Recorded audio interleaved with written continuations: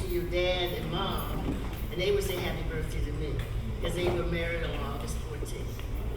So we would do, that would be something we would do every birthday, anniversary. Okay, I got back to the script. I grew up in a house that's no longer there, next to the church, which was built as a parsonage for the church, but was never used as one. My mother joined First Baptist Church at the age of 12. My God. Right. She was a member of the Pastors' Aid Board organized when Reverend A. Franklin was pastor in the late 40s and early 50s.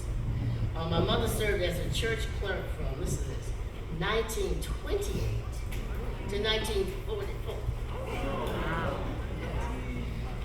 Church treasurer from 41 to 53.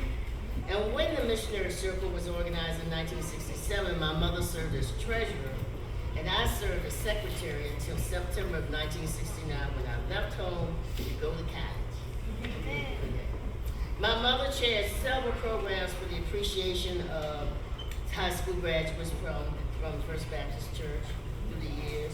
She served with the hospitality group as long as she was able, and she used to prepare communion for the church for many years. And she and other ladies of the church adorned the pulpit with their fresh flowers from their gardens.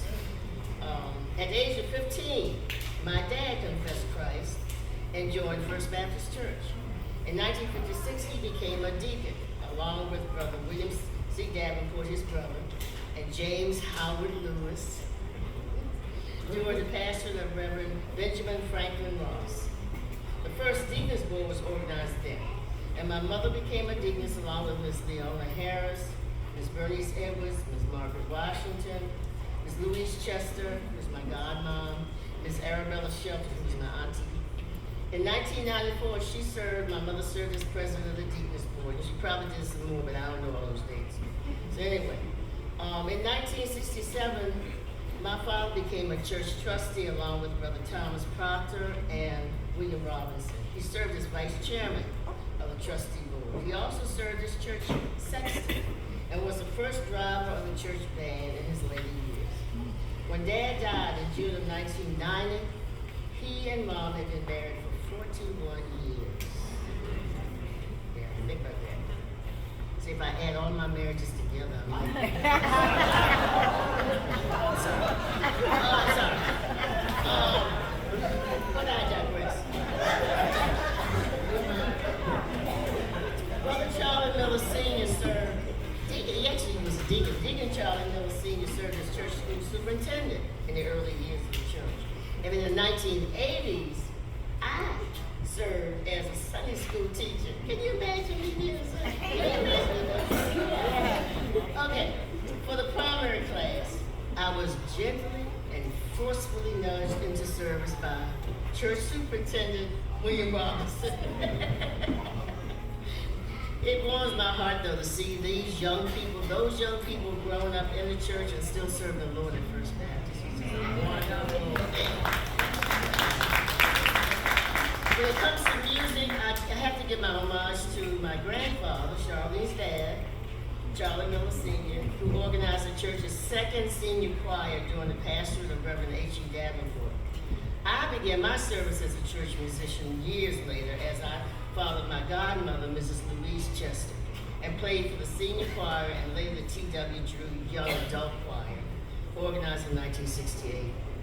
My mom served as a directress. Both Francis and Junius Davenport sang in the First Baptist choirs for many years, and my dad and my son sang under the leadership of Brother Harold Miller Sr. in the Adam Grimes Memorial Male Chorus. They could sing, y'all. Okay, I played for the senior choir during the pastorate of Reverend Adam Grimes Sr. And I told the pastor this morning, asked me to sing. I said, you're channeling Adam Grimes. He used to say, sing, James, sing, James. Anyway, in 1983, during the 64th anniversary of our senior choir, I fondly recall my mother pantomiming to the words of the Old Rugged Cross. And I'm so glad we had praise dances today, because pantomiming is what people used to do before we had praise dances. Right. So, you know, and she just did a beautiful, graceful thing, pantomiming to the words of the Old Rugged Cross. Wish we had videos back then, but we didn't, so just memories. In 1985, a youth group was established under the leadership of Ms. Arabella Shelton, and I have to boast that my son, Trepente, was the first president.